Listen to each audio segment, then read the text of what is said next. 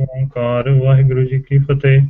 ਵਾਰ ਸ੍ਰੀ ਭਗਵਤੀ ਜੀ ਕੀ ਪਾਤਸ਼ਾਹੀ 10ਵੀਂ ਪ੍ਰਥਮ ਭਗਵਤੀ ਸਿਮਰ ਕੈ ਗੁਰੂ ਨਾਨਕ ਲਈ ਤੇ ਆਏ ਅੰਗਦ ਗੁਰੂ ਤੇ ਅਮਰਦਾਸ ਰਾਮਦਾਸੈ ਹੋਈ ਸਹਾਇ। ਅਰਜਨ ਹਰ ਗੋਬਿੰਦ ਨੂੰ ਸਿਮਰੋ ਸ੍ਰੀ ਹਰਿ ਰਾਏ। ਸ੍ਰੀ ਹਰਿ ਕ੍ਰਿਸ਼ਨ ਧਿਆਈਐ ਜਿਸ ਡਿਠੇ ਸਭ ਦੁਖ ਜਾਏ। ਤੇਗ ਬਹਾਦਰ ਸਿਮਰਿਐ ਕਰ ਨਾਮ ਨਿਧਾਵੇ ਤਾਏ। ਦਸਵੇਂ ਪਾਤਸ਼ਾਹ ਸ੍ਰੀ ਗੁਰੂ ਗੋਬਿੰਦ ਸਿੰਘ ਮਹਾਰਾਜ ਪੰਥ ਦੇ ਵਾਲੀ ਸਭ ਥਾਈ ਹੋ ਜੀ ਸਹਾਇ। ਦਸਾਂ ਪਾਤਸ਼ਾਹੀਆਂ ਦੀ ਜੋਤ ਸ੍ਰੀ ਗੁਰੂ ਗ੍ਰੰਥ ਸਾਹਿਬ ਜੀ ਦੇ ਪਾਠ ਦਰਸ਼ਨ ਦੀਦਾਰ ਦਾ ਧਿਆਨ ਕਰਕੇ ਬੋਲਣਾ ਜੀ। ਸ੍ਰੀ ਵਾਹਿਗੁਰੂ। ਵਾਹਿਗੁਰੂ ਇਹ ਨਿਮਾਣਿਆਂ ਦੇ ਮਾਣ ਨਿਤਾਣਿਆਂ ਦੇ ਤਾਣ ਨਿਉਟਿਆਂ ਦੀ ਓਟ ਨੇ ਆਸਰਿਆਂ ਦੇ ਆਸਰੇ ਕਾਰਨ ਕਰਨ ਪਿਤਾ ਵਾਹਿਗੁਰੂ ਜੀਓ। ਆਪ ਜੀ ਦੇ ਹਜ਼ੂਰ ਅਰਦਾਸ ਜੋਦੜੀ ਬੇਨਤੀ ਹੈ ਦਤਾਰ ਪਿਤਾ ਜੀਓ ਬਖਸ਼ਿਸ਼ ਕਰਨੀ। ਆਪ ਜੀ ਦਾ ਓਟ ਆਸਰਾ ਲੈ ਕੇ ਸਾਈਬਰ ਸੰਗਤ ਜੁੜੀ ਹੈ। ਗੁਰਬਾਣੀ ਵਿਚਾਰ ਆਰੰਭ ਹੋਣ ਲੱਗੀ ਹੈ। ਆਪ ਸਨਮਤ ਬਖਸ਼ਣੀ। ਅੱਖਰ ਵਾਧਾ ਘਾਟਾ ਭੁੱਲ ਚੁੱਕ ਮਾਫ ਕਰਨੀ। ਸਭ ਤੇ ਮਿਹਰ ਕਰਨੀ ਤੇ ਆਪ ਵਿਚਾਰ ਕਰਵਾਣੀ। ਸਹੀ ਪਿਆਰੇ ਮਿਲਣੇ ਜਿਨ੍ਹਾਂ ਮਿਲਿਆ ਆਪ ਜੀ ਦਾ ਨਾਮ ਚਿਤਾਵੇ। ਨਾਨਕ ਨਾਮ ਚੜ੍ਹਦੀ ਕਲਾ ਤੇਰੇ ਭਾਣੇ ਭਾਣੇ ਸਰਬੱਤ ਕਾ ਭਲਾ। ਵਾਹਿਗੁਰੂ ਜੀ ਕਾ ਵਾਹਿਗੁਰੂ ਜੀ ਕਾ ਖਾਲਸਾ ਖਾਲਸਾ ਵਾਹਿਗੁਰੂ ਜੀ ਕੀ ਫਤਿਹ। ਵਾਹਿਗੁਰੂ ਜੀ ਕੀ ਫਤਿਹ। ਵਾਹਿਗੁਰੂ ਜੀ ਖਾਲਸਾ ਵਾਹਿਗੁਰੂ ਜੀ ਫਤਿਹ ਜੀ। This is Ravinder Singh connecting with you from Columbus, Ohio. Welcome once again to this session of Khoj Gurbani, a reflection and a dialogue around the Guru Granth Sahib. We essentially have very simple guidelines. I'd like to just quickly go over those. One is that we want to be mindful of not monopolizing the conversation. Two, we want to make sure that we are trying to address the specific question being asked. And three, to refrain from any sort of personal comments on whatever opinions may be expressed. I, as the moderator, I'm quite concerned that one of the things that I haven't noticed, at least, and which I would like to encourage all of us to do, is to be in a more questioning mode and less in the mode of trying to regurgitate what we have traditionally heard. I'm encouraging here a little out-of-the-box thinking. Perhaps we can risk our necks and stick them out a little bit and say, well, you know, how about this? I mean, this is how I'm thinking about this particular concept, or you know, this is, I think, could it be this? We need to get into that sort of a dialogue without any fear. I mean, you know, we are all, after all, interested, committed to Gurbani, and we are each of us trying to arrive at some sort of articulation for our own enlightenment. So I would encourage all of you to kind of step out of the box a little bit of the discussion. So far, we started with Ek Onkar Satnam Karta Purkh Nirpau Nirvair Akal Murth Ajuni Sebang, and we are now kind of reflecting on Gur Prasad. I say kind of because we've gone around in some iterations here. It's an important term, and the group agreed that one of the things we are not going to do is to proceed too quickly. We are going to take our time, and we are going to allow everyone an expression, and we will then collectively make a determination on whether or not we want to move forward. So in addition to that, there are some questions out there that have been raised that we would like to also visit, and in some cases revisit. I'm not able to see everybody's name out there, so you will have to excuse me if I don't call you out. Please chime in, but for those of you I can see, I will reach out to you. So with that said, just to level set on where we are in the discussion of Gur Prasad, these are two conjoined terms, if you will. We have last Saturday the session, and I'm sorry I couldn't attend that session, but the gist that I have received is that there was a discussion around the notion or the concept of Guru, Sabad, and Prasad. And it was felt that we need to continue this discussion. On Saturday, I believe there was a fairly lengthy exposition that was given to us by some of our members, and it was also agreed that perhaps we ought to carry that conversation along. So, in effect, what has happened so far is we have looked at conventional, traditional meanings for Guru and Shabad. It was also pointed out that the discussion on Saturday was predominantly in Punjabi. There was a call from several viewers, people who were listening, requesting that we try and keep the dialogue going as much as possible in English. And I would encourage you to switch gears a little bit. I know that Punjabi is obviously the natural gear for us and the natural sort of mode, but nonetheless, there are people out there and there are youngsters out there who are not very comfortable having this sort of a discussion in Punjabi. So my recommendation to all of you would be to try and stick to English as far as possible. Now, granted, there will be times when we will actually switch back and forth, but you get the drift of what I'm trying to say. So with that said, I want to open up the discussion and again underline the fact that we are trying to think outside of the box. We want to sort of get away from traditional sort of thought on this. I think we all kind of have a handle on that. And see how we are approaching this sort of even personally. I think we all have experiences and we all have some sort of a feel for these terms.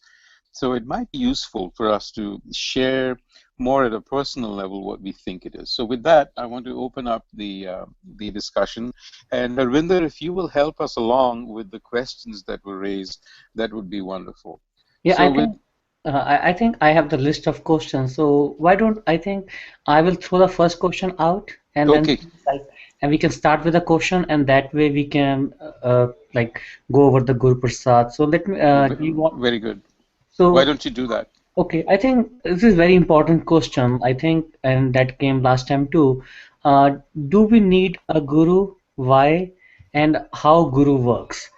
Basically, I think the point was raised that if we are a good human being and we do everything good deeds and we don't do any harm to anyone else, why do we still need a guru? And like, so basically, is just having being a good human being is not enough? Like, what is the importance of guru in our life? So that was the real question. So, if someone from the panel wants to take that question, and we can start on this topic, why we need guru in our life, and how Okay, guru works. very good. Why don't we reach out to HKVG, Amritsar? Do you want to kick off this discussion?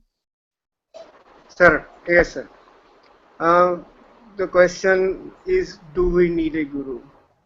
Basically, here in this Cyber Sangat, we Sikhs are discussing Guru's Mat. And ultimately, Guru's Mat has to prevail and our discussion has to be according to Guru's Mat. So, then if Guru's Mat is so important and Guru is so important in all. Discussion is about Granth Sahib, discussion is about Bani, and here this is beyond doubt told that Guru is necessary. So this question itself, to my mind, for this forum has no meaning. Second question is how Guru works. No, On that, the question was, if I'm leading a good life, quote unquote, I mean, it was an addendum to that question. Do I still need a guru if I'm leading a life that is morally upright? so the answer is, for leading a moral life is not the aim of this human soul or a human being in this world. And that answer also we have to get from Guru Granth Sahib itself, from our Guru itself. So the basic tenet is that first of all, we are followers of a Guru who have assembled here. And if somebody is not a follower of the Guru, I think the discussion will be difficult for him. And these questions will automatically die out once we submit to the Guru. Thank you, Ji. Dilpreet, do you want to add to that? Anji, I think that the question is kind of a valid question with respect to all the other panelists. That I think as per Gurbani, we have to understand what is Gurbani's Guru. Because sorry, I was not able to attend the last Saturday's discussion, but I went online and I heard all the discussion. What I personally feels, मैं खिमा पहले ही मांग लेना जे if it hurts anybody. I personally feel after hearing that कि ਅਸੀਂ ਜਿਹੜੀ ਗੁਰੂ ਦੀ meaning है, the meaning of Guru we are describing is as per the old traditions or the existing traditions which were there when Guru Nanak came, and what Guru Nanak gave is a modern definition of Guru. So if we go into Gurbani, Gurbani says, Balihari Gur apne Diohadi sadwar, jin manas te devte kiye karat na lagi bar. So as per Gurbani, Guru is something, Guru is Gyan, Guru is knowledge. And by applying that knowledge, Guru will help us, and Guru gives us the guidelines that what that knowledge is and how to apply it also is provided by Guru. And by applying that knowledge, we will change our characteristics. So we need Guru first of all to Guru. If Guru is knowledge, so we need Guru for knowledge. And then Gurbani also says, Bande khoj dil har roj, that is the introspection part. Again, we need to validate ourselves as per Gurbani's Guru's knowledge that where do we stand? Am I applying this knowledge or I am not applying this knowledge? We might be thinking that I am doing all the good deeds and I am the best person on this earth, but Gurbani and Guru is the kaswati, or we can say is the testing or is the testing meter. It will help us judge ourselves that where do I stand or what I believe is. It will give us some points that okay, I believe I am 100% perfect, but when we apply that tester, we might see that I am only 70% there or 50% or 0% there for a person like me. So again, if Guru is Gyan, if Guru is knowledge, and Guru helps us how to apply that knowledge, that is Jivan Janch we have to learn, then the modern meaning of Guru and how, and the prasad is also changed because we also have to put some effort in that prasad. And it is not only because the way I felt it listening to the last Saturday is that the blessing will come, but I feel it that the application of that knowledge and applying it into our life will generate the blessings automatically. Thank you. Thank you, Ji. And also, I think Gurdeep Singh Ji wanted to say something regarding how Guru works. So, Gurdeep Singh Ji, you want to? Can you hold off, Arvinder? We'll circle back. We'll circle back. Let's first establish. So let me go to the entire panel one by one. So Ikankar, I want to call on you, and then we'll go back again. Ikankar Ji, are you there? And would you like to further this this dialogue? Sure, I'm here. I'm grateful to join you all. I'm sorry I had computer problems last week and I lost the connection, but I'm grateful to be back this week. These darn computers. You know, why do we need a guru? I think it's a very important question and really necessary actually to ask that question. And the way I would answer it is that we are all born with a mind, and the mind is not the soul or not the essence. The mind is a separate identity that we're given. And the mind is a projective identity. So how the mind thinks is the basis of how we act. And the mind can either project into the Maya and into the thieves and into lust and anger, or the mind can project into the light of the soul. And so it's not a question of how moral you are or how immoral you are. It's a question of which direction the mind is going. So in Gurbani, you'll see that, the Guru talks to the mind all the time. In a lot of ways, Gurbani is the way that the soul talks to the mind to instruct the mind which way to project and which way to direct. So you don't get home if your mind is projecting the wrong way. Moral behavior and kindness and compassion are very good things and they bring benefit. But ultimately, we have to see our soul, and then we have to see the light of God in everything if we really want to understand this play of life and identity and deliverance. So the Guru is the one who gives the mind that knowledge of which way to go. You can live a really good life and still get lost. You can have a very projective identity towards the light of your soul and be in non-duality, and sometimes people might think you're, not so great. It's not about reputation. At the end of the day, it's about where is your mind projecting. So that's just kind of some thoughts I have about why we need a guru, is to train the mind to go the right direction towards the soul and towards the light. Okay, thank you. Thank you, Ikunkarji. Appreciate that. And I see, now forgive me if I get the name wrong, Pupinder Singh ji, tusi hege uthe? Hanji. Can I reach out to you? Hanji, tusi awaaz aa rahi meri? Hanji, bilkul badhiya aa rahi ji. Theek hai. You want me to say something? Hanji, please, and if you can try and do it in English, I think... I hope so. My English is not that good, but... we are all in the same boat there, so... Okay, in my perception, why the Guru is important in the life. Guru, there are so many type of Gurus. Every intellect we gain in this world, we need to have a Guru. Now this is the question is here, it's not a Guru, it's a spiritual wisdom, the spiritual Guru, which is entirely at a different dimension than the Guru of the world. This Guru is going to enlighten us internally on giving Guru Sahib कहते हैं Gur Prasad mitya andhara kat chanan aap pachhanaya.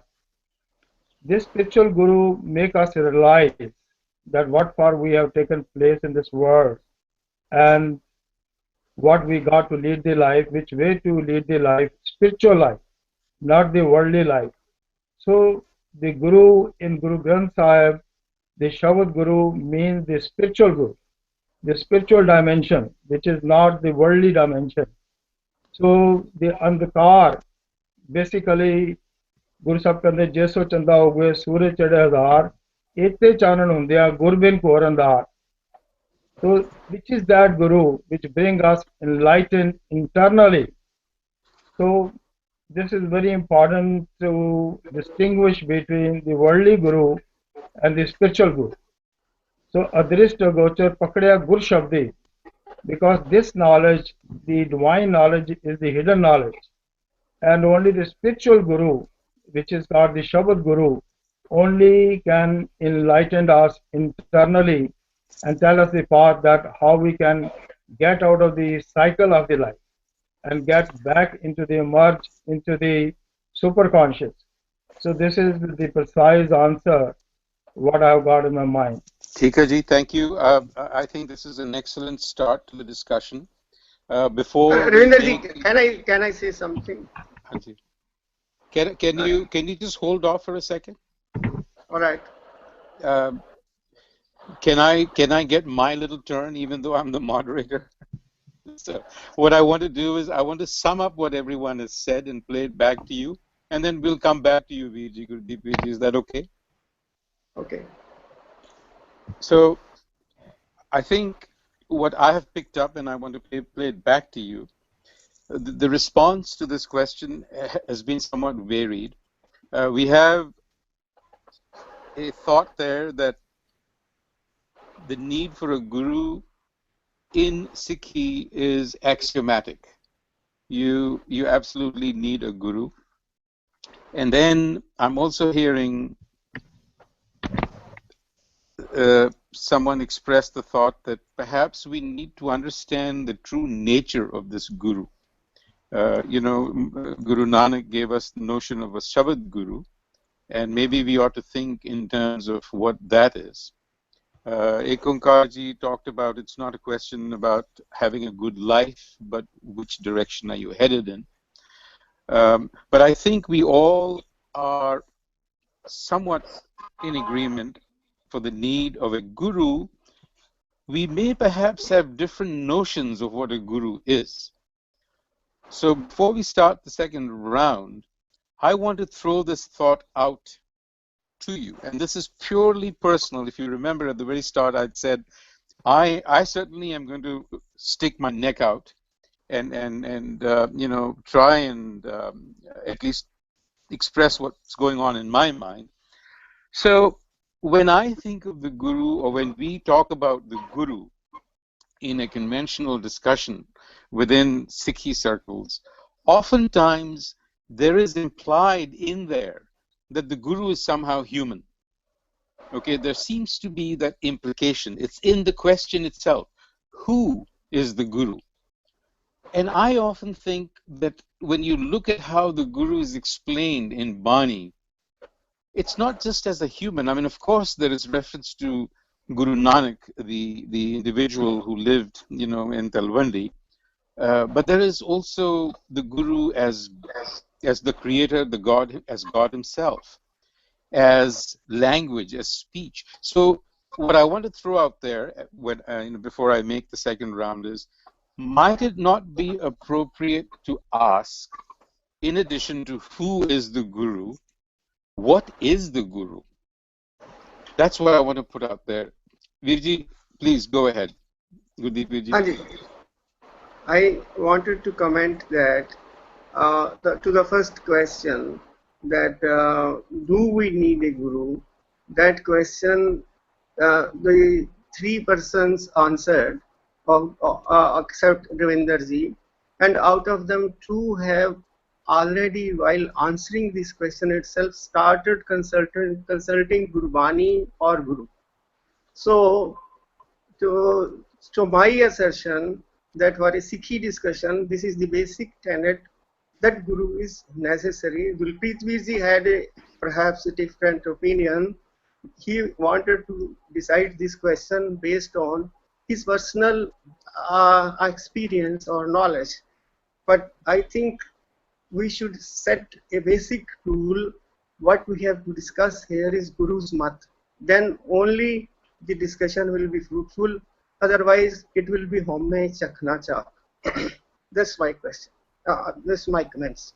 I want to very quickly point out that we need to be able to address any question that arises.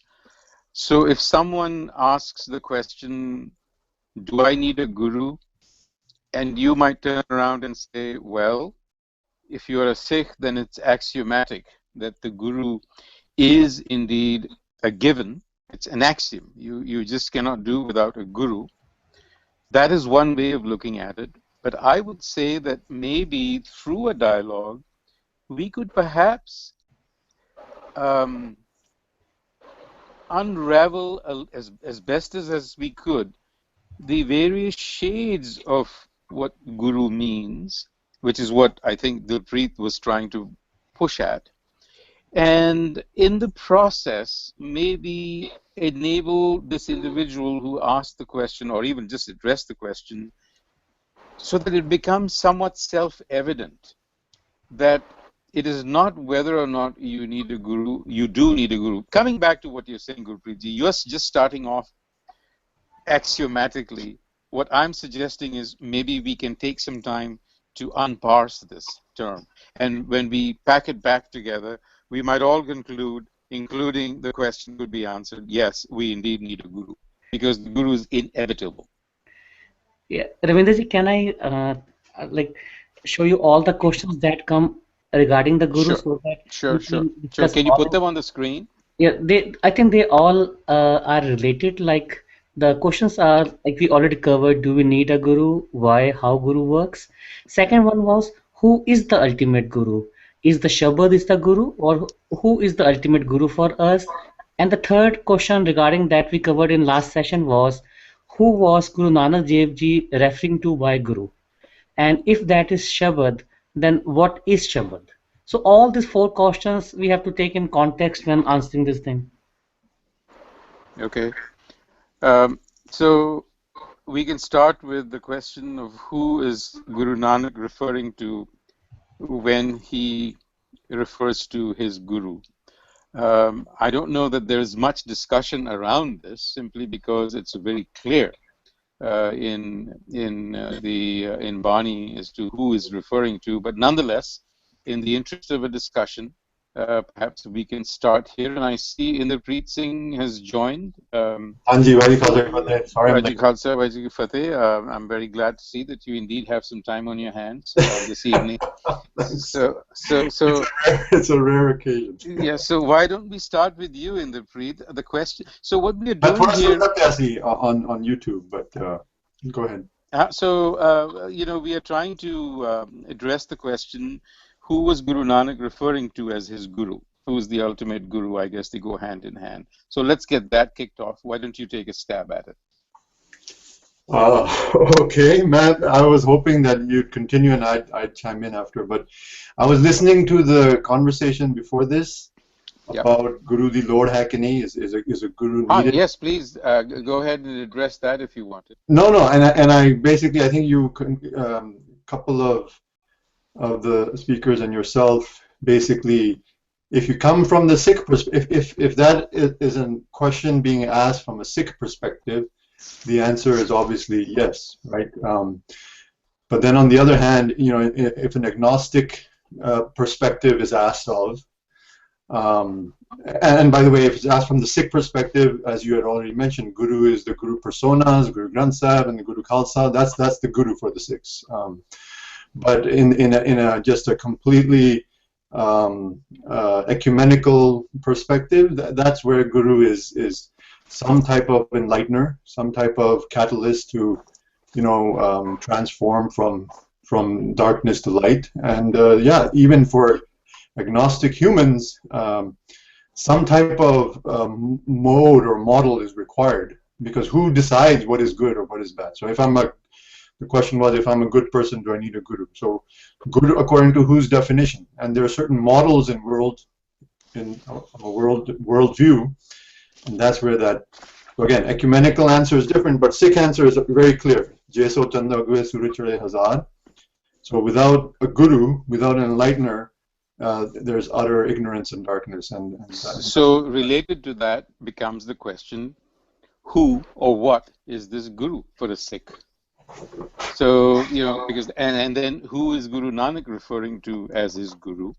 The classic answer everyone would know in Siddh Gosht, Guru Sahib says, Sabad Guru Surat Chela. So from the beginning, it's this idea of divine wisdom, divine light that's molds the thought process, is what the guru is of the guru of Guru Nanak. But according to Sikh a Sikh Bani history, culture, it's very clear. There were 10 Guru Personas, individuals, where there was no difference between them. Kaya, Phir, Palatiya, all that changed was the body, but the Jot remained the same. Not only the Jot, but the methodology remained the same. Culminated in the Guru Granth Sahib, which got the Gurudom in 1708 and in 1699, the Guru Khalsa also had the persona gurus. So from a Sikh perspective, again, I think those are probably just regular trivia questions. So thanks, Inderpreet. Before I go out to the others, again, in the spirit of sticking my neck out, it seems to me that implied in this question, do I need a guru, actually is, there is another layer implied as I read it. What I think the question is really asking is, do I need a guru in the form of a human? It seems to me that is somewhat implied in this when it says, hey, do I need a guru? I think that is also implied. So I want to go off that tangent a little bit and rephrase the question by saying, do I need a human guru? The Sikhi call on us to, and I know, Inderpreet, you've gone through this whole explanation. I got cut off, but I know what you probably said. Guru is Sabad.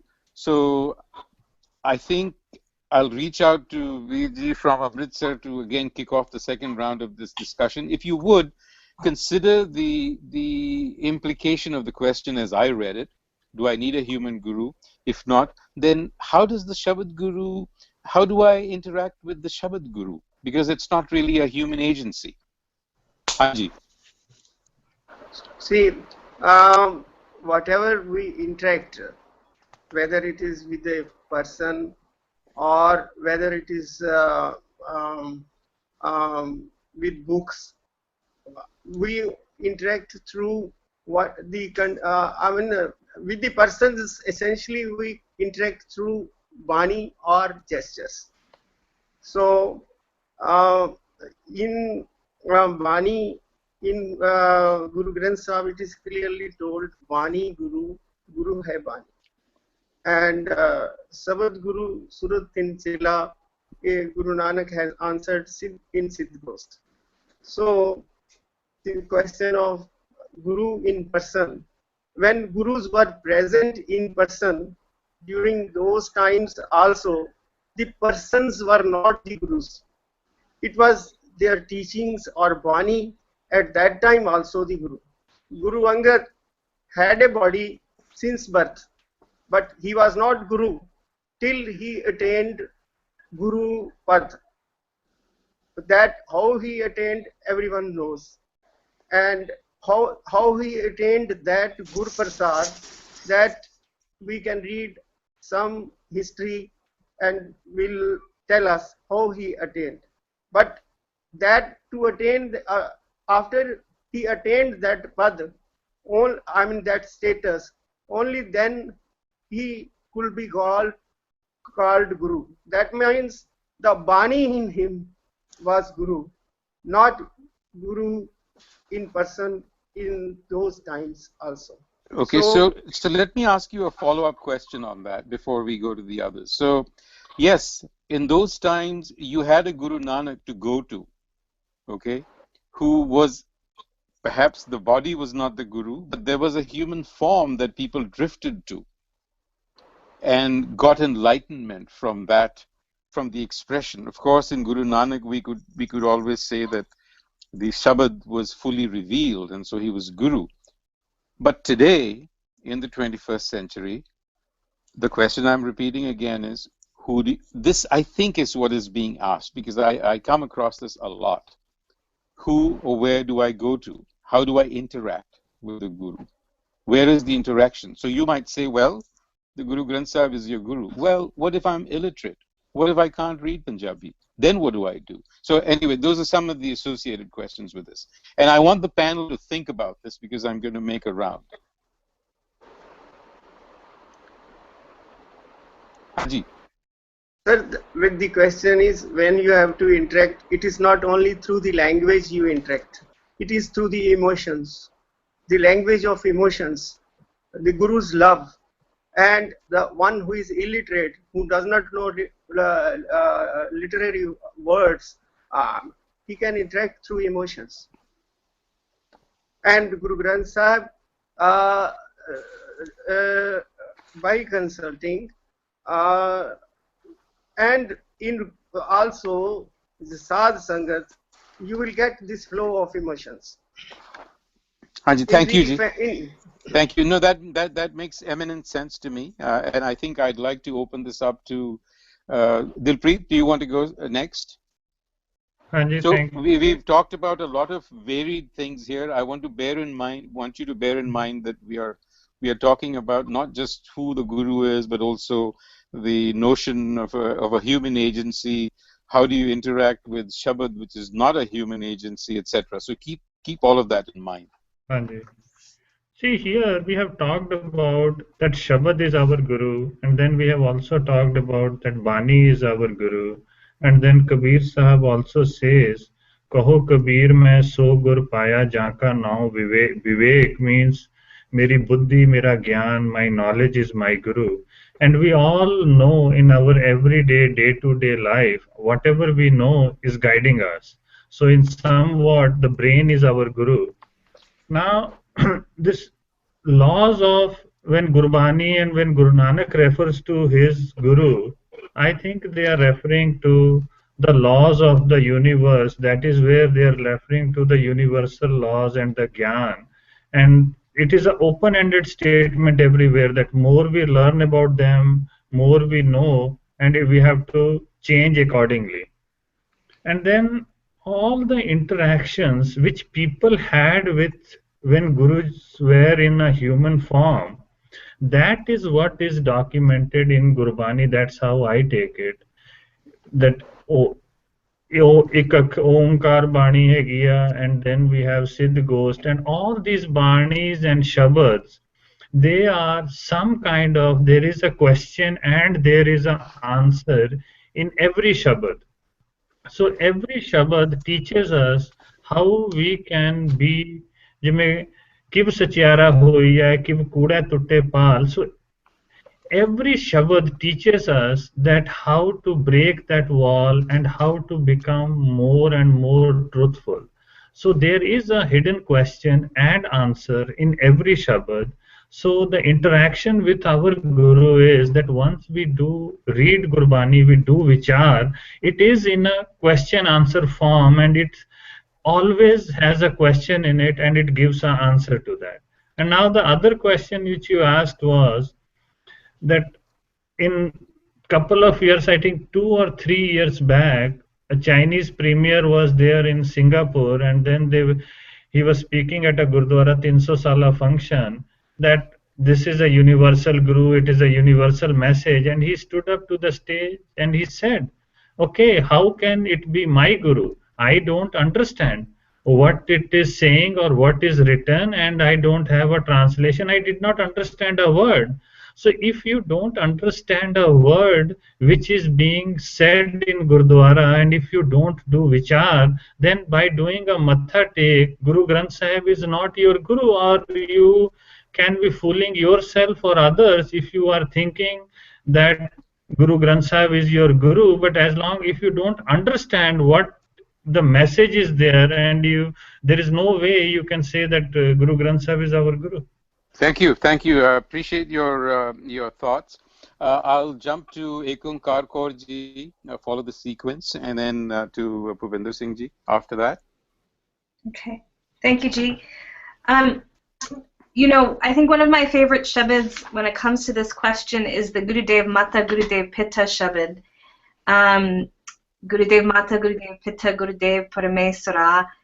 This notion of Gurudev to me is the heart of how the Guru works and what it is. That Dev is a transparent energy, that there's an aspect of divine consciousness that's just there to help us learn. And the Guru isn't something outside of me. The experience isn't outside of me. So, you know, when I teach about this, I always talk about the aha moment, you know, and we can all relate to that. Like when we're kids, you know, the moment you figure out how to tie your shoes, there's an aha moment and a little light bulb goes off. And that's the Guru, that's Guru Dev, that's the moment where all of a sudden I've learned something and I've woken up on a certain level. And we have that experience from the time we're a little child. We keep experiencing something that makes us go, wow, I see this in a new way, or I understand this in a new way.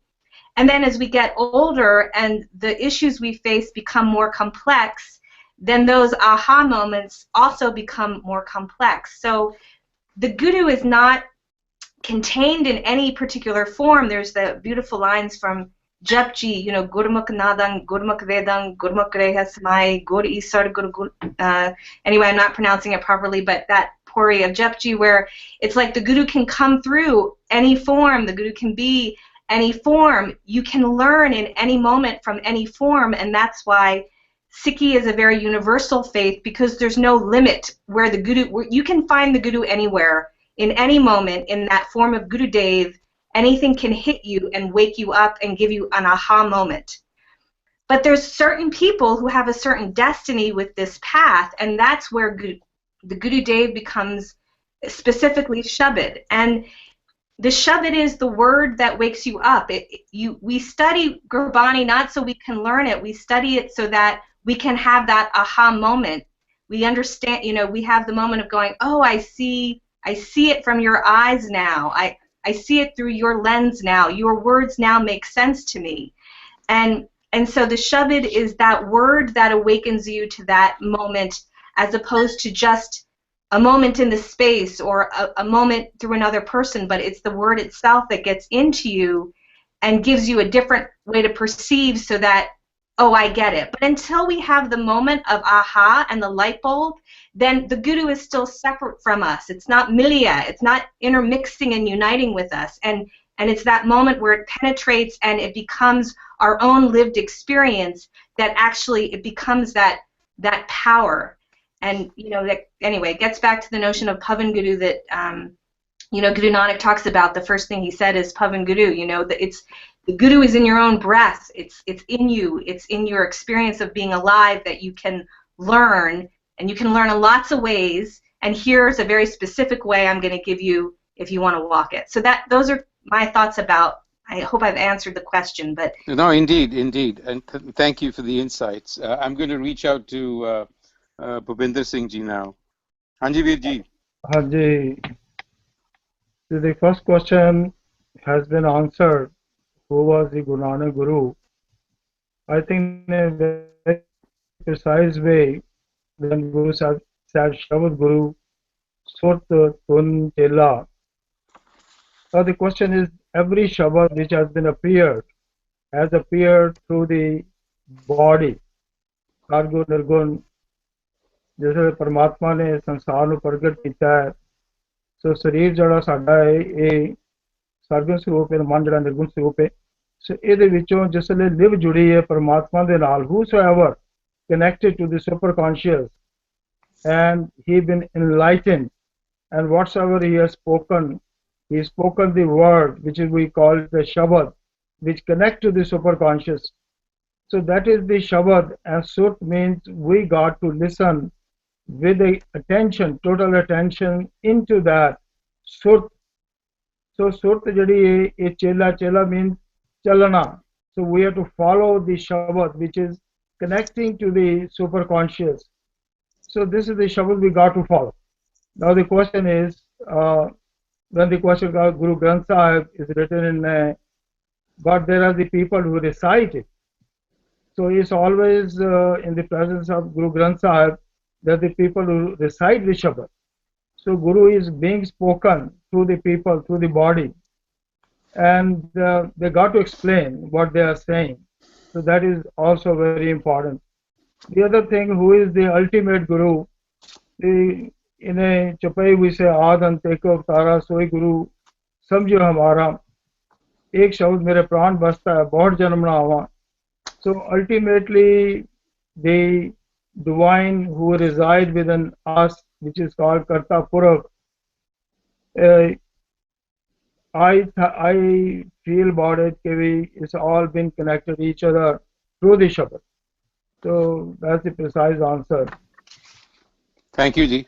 Harvinder Singh, do you want to add something? I'm sorry I missed you the first round.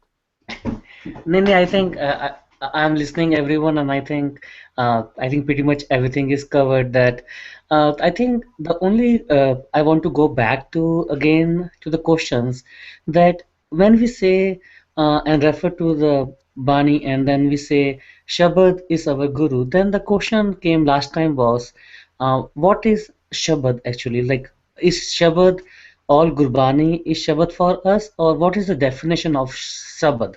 And it was clearly said that it is not Shabad, it is Sabad. And so, if anyone want, I think I will go back to you because you have to cover on the Guru first. But if you can then try to, like, we can go back to the question, what is Sabbath for us? Okay, very good. Well, thank you, Harvinder Singh. I think this has been a very interesting discussion. We are far from resolving or articulating, final answers. I don't believe there are any.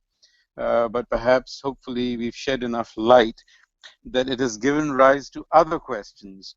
I do find Ekunkarji's reference to destiny very interesting, because it seems to me that if some of us are predestined to actually connect with this Shabad, then that rules others out. And I wonder if that is so, but interesting thought there. And to Dilpreet's point about the Chinese premier, mentioning that, well, I don't understand a word of this. It begs the question, if the Guru is the Shabad simply confined to the Guru Granth Sahib? I think each one of you would submit, no, it isn't, right? So, Harvinder, to the question, who is the Guru, and the Guru is the Shabad, and then what is the Shabad? We'll open that discussion up, but I just want to set the context. I think it is commonly understood that Sabad is used in Gurbani in various forms, right? The Sabad is referred to as the creator, as God himself, but it's also used as speech, language, communication. So there are various nuances to the Shabad. So the question really is, which Shabad, or how are we connecting to it? Now, before I open the roundup, I want to just share my own personal, little quirks on this. It seems to me that I have thought about, because Gurbin Gyan na hoye, and I get the feeling in my mind that the Guru is Gyan, knowledge. Could it be then, a lot of words popped into my head, and I wrote them out in this little index card as I was preparing a little for this conversation. And the words that popped up in my head, I'll read them out to you. So the Guru is the way, the only way or through which God can be communicated with. So in other words, is it the channel of communication that we use to interact with the world around us and within us? Is it, and I've got the word here, I don't know what that means, but I'll read it out, the knowledge principle, or the mode of knowledge through which we actually understand, life? Because it seems to me that our biological structures have some of this built into us. So at the end of the day, I am thinking, is the Shabad another way of saying that this is a learning process, and that learning process has to occur in an interaction between what is known as the Shabad Guru and us. So with that, I'm going to go back to you, Inderpreet Singh, since we started with you. Okay, I did want to, and as you already connected it, it's interrelated. Who is Guru, or what is Guru, and what is Shabad? I think they're both interrelated. From the who is or what is Guru, I did hear a few, words like Guru is really just spiritual, and there's no other real aspect. Those are worldly aspects, and I think we could do an injustice if we just confine Guru to one facet. Sikhi, the kind of unique aspect of Sikhi, because if Westerners come to study Sikhi, they have one view, and when the Easterners come to study Sikhi, they have another view, and for both of them there's confusion, and there's a uniqueness in this, that everything is multifaceted, if not dual. So just on a Sant Sipahi, Sikhi is not about Sant. There's a Sipahi element to it as well. So it's not about just Simran. There's a Seva element to it as well. So Guru is not just about spiritual. There's a humanistic or political element as well, and that's where where we should take Shabad as well, right? Everything that we interpret Sikh vocabulary has to have the holistic, perspective. So Yes, when we talk, indeed. Yes, indeed. I think you make a good point. I mean, Shabad, for example, when I said it's referred to the Creator, I mean, as God Himself, then you need mystical faculties within yourself to grasp it at that level. But then exactly, in the worldly level, it is operating as speech and language and words, yeah, and word, right? Akhar, Akhri, Gyan, Geet, Gunga. So yes, indeed, it is multifaceted and it is all over the place. So thank you. Dilpreet Singh ji? The way I see this is, I think I agree what is being said. On Gurbani, the Guru, Shabad Guru, I literally take it as the akhars of Gurbani which give us the knowledge, but again, it is a open-ended knowledge. It is nowhere that knowledge is closed. So we have to take that as a starting point, and as we learn, as we apply it, we will learn more.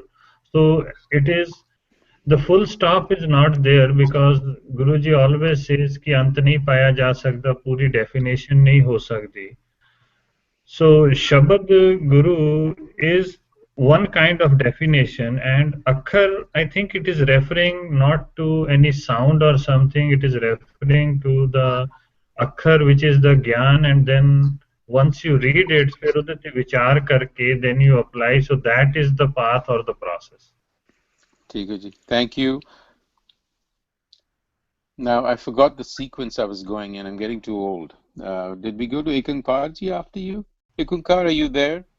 I think we missed Gurdeep Singh ji from Ji, I'm sorry, Virji, Gurdeep Singh ji. Virji, you are mute. Hanji, can you hear me now? Hanji, bilkul. First of all, I have some comments on the previous round. Please don't think I am personal. Only I am trying to say the interpretation of Gurbani. One quote was given by Ekankar ji. Please don't take it as a personal.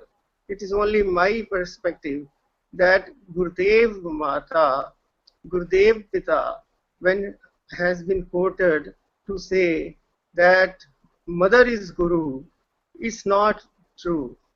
The true meaning is Gurudev Mata.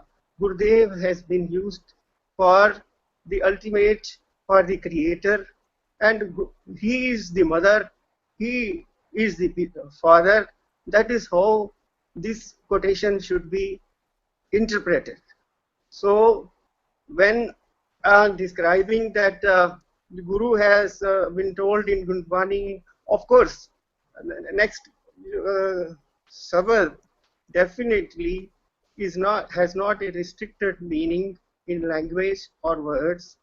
Sabad definitely has to be understood, and to that, unless our level has reached, we cannot fully appreciate the meaning of Sabad.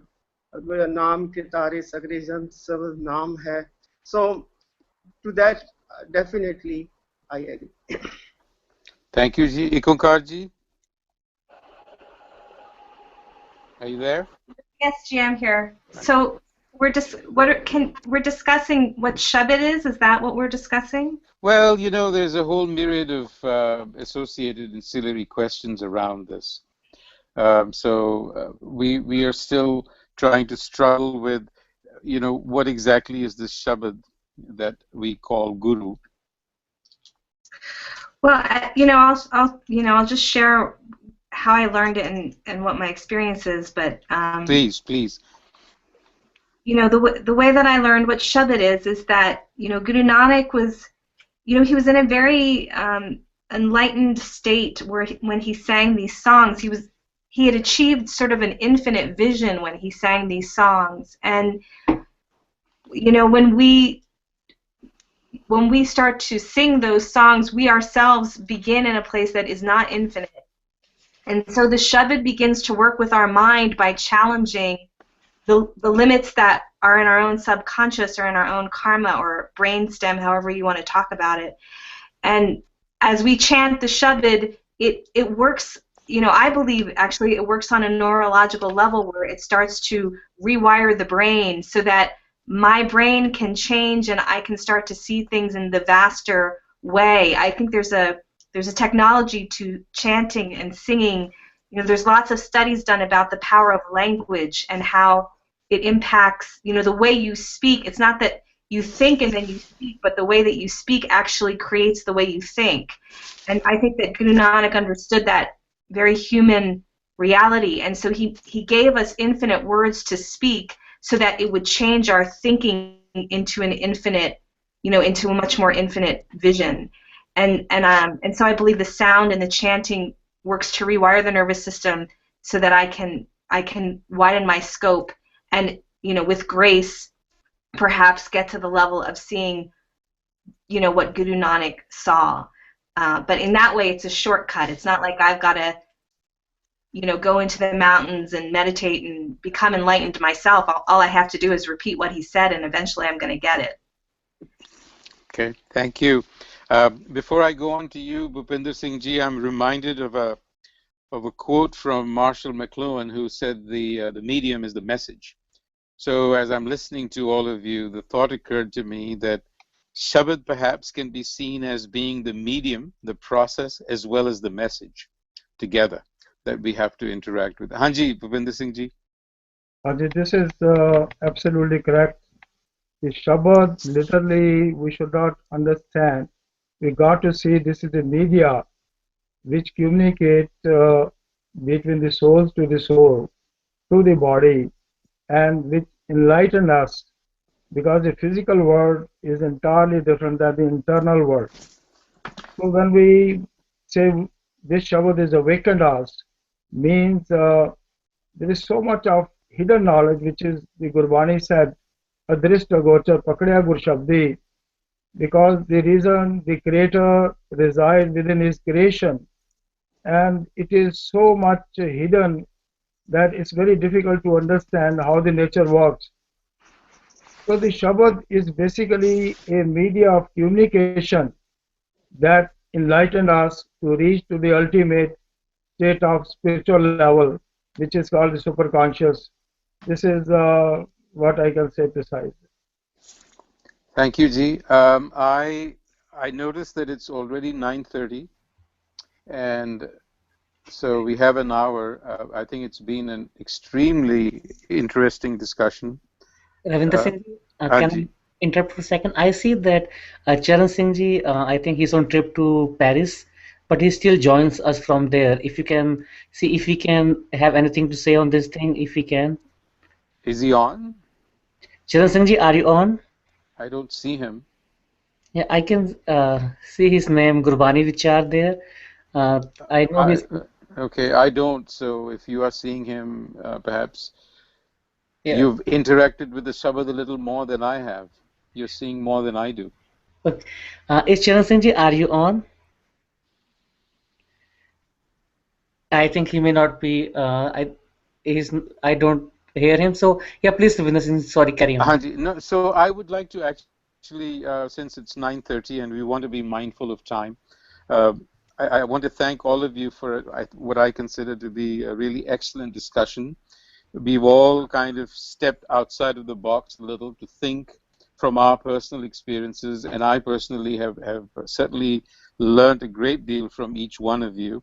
Thank you again. And I think in conclusion to the question, you know, whether we need a guru, it seems to me that after all of this discussion, to Veer Gurdeep Singh's earlier point, the question becomes moot, because it's not that do I need a guru, the guru is already installed in you. So you really don't have much of a choice in the matter. And it's just to your own advantage to tap it. And you are tapping it without even knowing it. So with that, I will let you all go. God bless, Godspeed, Vaheguru Ji Ka Khalsa, Vaheguru Ji Ki Fateh.